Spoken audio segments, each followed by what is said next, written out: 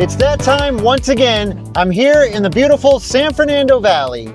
And before we get started checking things out, I want to take a second to thank my newest YouTube members and Patreon supporters. Starting with my newest Patreon supporters, a huge thank you goes out to Grant Maturko and John Hollins.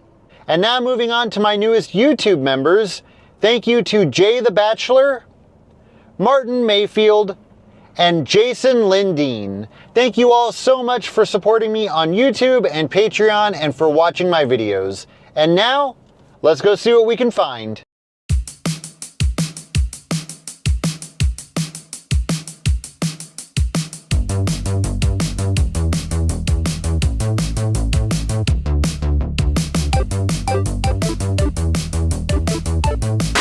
So I was just passing by my old neighborhood here in Encino, and as I was driving by the famous Time to Buy liquor store, which you can see here behind me with the neon Time to Buy sign with the clock on it, I noticed that another building that's been here my entire life, connected to the Time to Buy liquor store, the All-American newsstand, is no longer here.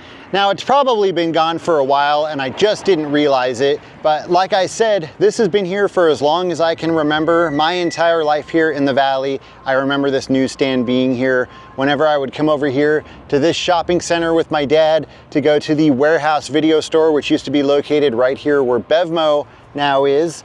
I remember seeing this newsstand. On occasion, I would come over here with my dad so he could get a newspaper or a recycler. Now, I could be wrong, but I remember this newsstand being open. It's now enclosed, it's more like a little store, but I remember it being more like a traditional newsstand that was open. Let's go over there and take a look.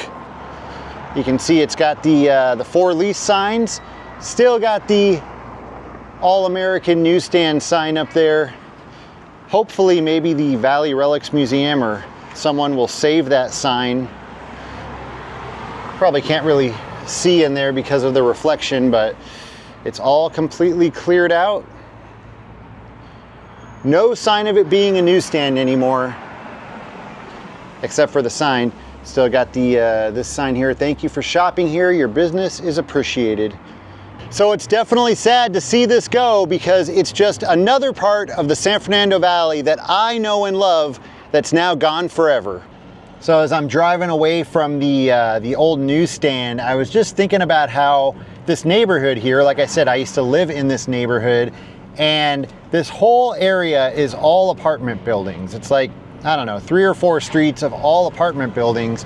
I don't think any of these apartment buildings have ever been remodeled, at least not since the 80s. I mean, I'm sure a few of them have had minor stuff done, like paint jobs and, you know, just minor stuff that needed to be fixed. But for the most part, all of these apartments that you see here, this is exactly how they looked in the 1980s. And I just think that's cool because there's not a lot of places where you can find houses or buildings that haven't been remodeled, and especially an entire neighborhood like this. Something that's kind of funny that I just noticed while driving down that street is one of the big problems that we had when we lived here, and keep in mind I was like 10 when I lived here, and I noticed this, was people always just parked in the middle of the street. Like every street that you went down, there were people just double parked, and it's still going on. 35 years later, people are just double parked everywhere. Kind of funny.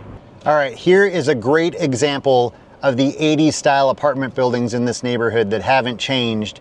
You can see right there with the turquoise gate going into the parking area, and the style of gate too, with the round pipe-like style. It also has the turquoise pipes going around the top of all the balconies. And just the style of the architecture on this building just got such an 80s look to it. I love it. Now right down here at the end of the neighborhood, you'll find my old apartment building on Yarmouth Avenue. And not too much has changed on this building either. It's had a paint job, and you know, they've kind of cleaned it up a little bit, I guess, but for the most part, this is what it looked like. They did put a new new doors on it. It didn't have those big glass doors. I think if I remember right, it was just a like a black security gate. But other than that, this is what it looked like when I lived here. 5464 Yarmouth. My old stomping grounds. This building right next door to my old apartment is another perfect example of the buildings around here that have not been updated. Nothing has been changed since the 80s. This is exactly how I remember this building looking, and you can actually see right here that balcony up top that's all discolored and the paint is peeling off. And even the like the main entrance to the building, it's got such a vintage, I guess if you will, look to it. A little bit further down Yarmouth, this is another perfect example of 80s style buildings. I think it's probably the, once again, that like pipe style railing. There's probably a real name for that. I just don't know what it is. But I love buildings that look like this. The only thing that can make this look cooler is if it had glass bricks somewhere on the building, and if maybe it was painted some type of a soft pink color. If I were to ever win the lottery, win a lot of money, and I was able to build myself my own house, it would have these type of railings, it would have the glass bricks. It would be awesome. Now there's definitely a lot more apartment buildings here in the San Fernando Valley that still look like this. I should probably make a list, and then maybe we can do an entire video driving around the valley looking at cool 80s architecture. So right now I'm in the city of Tarzana. I'm actually currently standing in front of the Tarzana post office. You can see right there behind me. You can already see that it's a somewhat vintage looking post office. It has like a light pink color to it, and it has those cool glass bricks over the entrance. I like this post office. Now I had to come here recently to mail something, and when I was inside, I noticed something kind of unique. When you're waiting in line, they've got a glass case, and inside of that glass case, they've got some, information about the city of Tarzana, and they also have some memorabilia from the Tarzan movies. And I was intrigued by this, so I decided to look into it and find out what was going on, and this is what I found. So it begins with a man named Edgar Rice Burroughs, who is responsible for creating the Tarzan character. Now, after he had created the books and all the movies were made, at some point he moves out to the San Fernando Valley and he buys this gigantic piece of property and he names it the Tarzan Ranch. Now, by 1923, the city of Los Angeles is now surrounding the ranch, and so Burroughs decides to sell off a large portion of his property so they can build homes on that site. In 1930, the post office was established, and at the time, the community had just 300 residents. So they decided to hold a contest amongst those residents to name the new community. And the winning entry was Tarzana. And nowadays, Tarzana is just like any other part of the San Fernando Valley. It has parks and a library and a bowling alley, and it has 35,000 residents, a far cry from the 300 that it started out with. So if you find yourself in Tarzana, stop by the post office and check out some of the memorabilia that they have. So pretty interesting. I lived in this area for a good chunk of my life. I mean, Reseda is right next door, Encino's right over there. I spent a lot of time in Tarzana and I never knew any of that. So recently one of my viewers messaged me to ask if the car wash and hot dog stand on the corner of Saticoy and Reseda has been torn down yet, and it appears like nothing has changed. It still just sits there abandoned and covered in graffiti. And I believe it was the same subscriber that asked me if they've started any construction on the old Topanga Promenade, and I don't believe they have, but since we're over here, I thought we'd take a look. And no, they're actually setting up a Christmas tree lot in the parking lot. So, no, nothing has changed. So I'm sad to see that it looks like they're tearing down my Arby's on Topanga Canyon in Canoga Park. Honestly, I probably only ate at this Arby's a handful of times, but passing by this Arby's, I can't help but think about when me and my high school girlfriend broke up. We had this, big dramatic breakup, and then a couple of weeks later, she called me up and asked me if I wanted to have lunch, and we came here to this Arby's, and we sat right over there on the other side of what used to be a window. It's now boarded up. But we sat there and we talked, and she told me that she missed having me in her life, and I told her that I had kind of already moved on. And we now must move on from this Arby's. Okay, I'm here in the Boyle Heights area of Los Angeles, right outside of the Evergreen Cemetery, and we're about to head inside. But what does this have to do with the San Fernando Valley? Let's go find out. So this is the Evergreen Cemetery, established in 1877, and it's the oldest and one of the largest cemeteries in Los Angeles. Couple of different movies filmed here, including American Me and of course A Nightmare on Elm Street. And I was just out here last month doing the filming locations for A Nightmare on Elm Street. I was over here in this entire area filming, and as I was leaving the cemetery, I was driving right here on this path. I looked over and I noticed this large grave marker that said Lancashire Van Nuys. If you don't know, Lancashire is a major street in the San Fernando Valley, going through Studio City, North Hollywood, that whole area. Van Nuys is a city in the San Fernando Valley, and of course also a major street. So there's multiple people buried here, and so we'll kind of go through them one by one, and I'll try and explain this the best that I can. So the first one you see here is Isaac Lancashire. So Lancashire, who was a businessman originally from Germany, he then moved to St. Louis, he then moved to Napa Valley, and then eventually to the San Fernando Valley.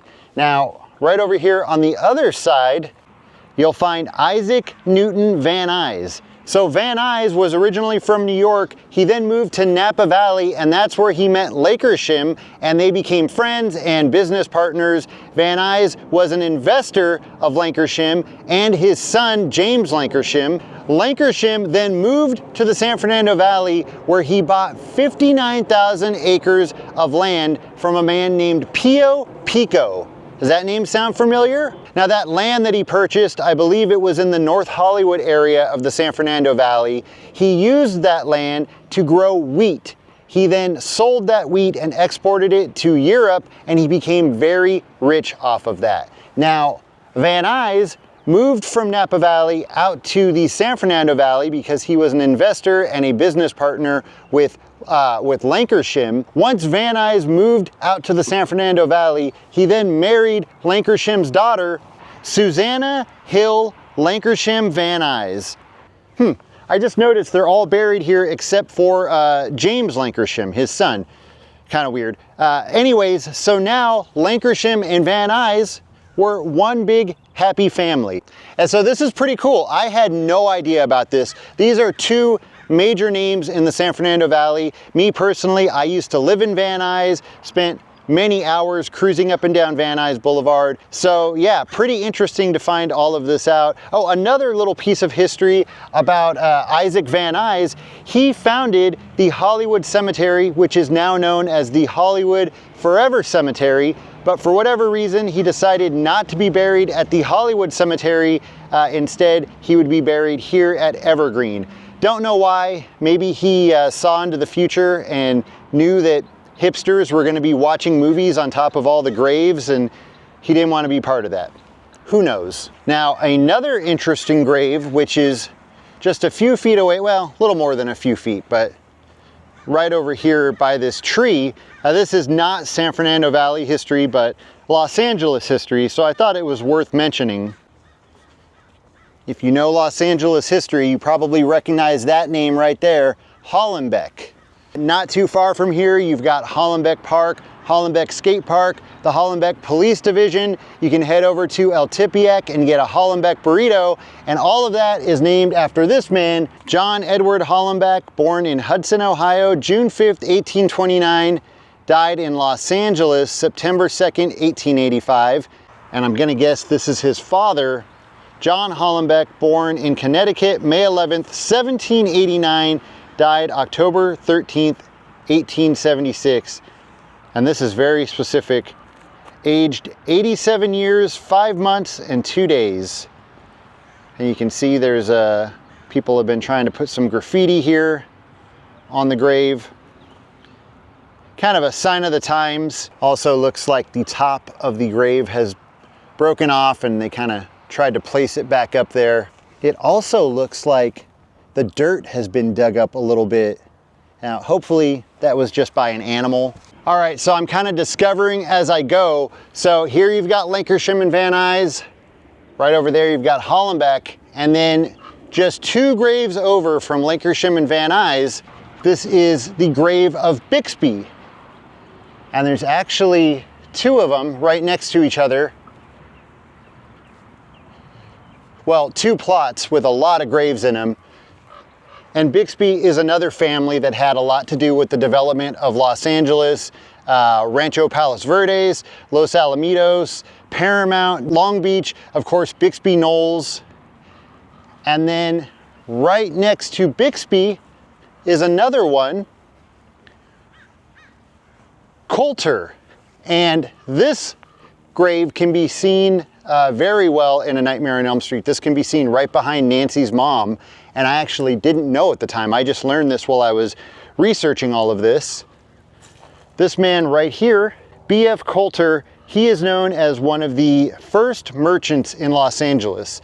He founded Coulter's department store in 1875 at 8th and Spring Street. You've got Coulter, Bixby, Lancashire, Van Nuys, and Hollenbeck. This entire row right here is all major Los Angeles and San Fernando Valley history. Really cool. So like I said, I know this is not in the San Fernando Valley, but definitely some San Fernando Valley history here, and I thought it was really interesting, and I thought some of you might think so as well. All right, that is gonna do it for this video. As always, thank you so much for watching, and I'll see you next time.